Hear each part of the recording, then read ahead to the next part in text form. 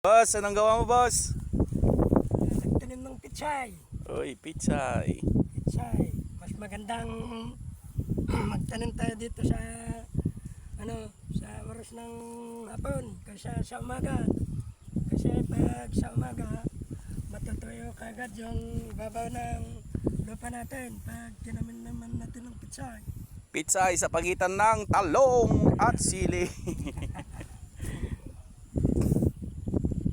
Ano pa mga tanim mo, boss? Ano pa mga tanim mo?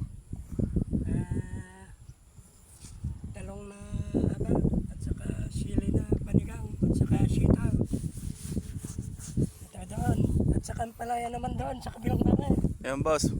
Ang palaya. Yan. Dito sa kabila ng swimming pool. Tsaka dito mga Alagang baka. sili, tsaka talong. Ayun, nagtatanim siya ng pitsay. Dito sa gilid. Sa bandaron. Ang palaya. Palaya na tatalbasan ni Taib.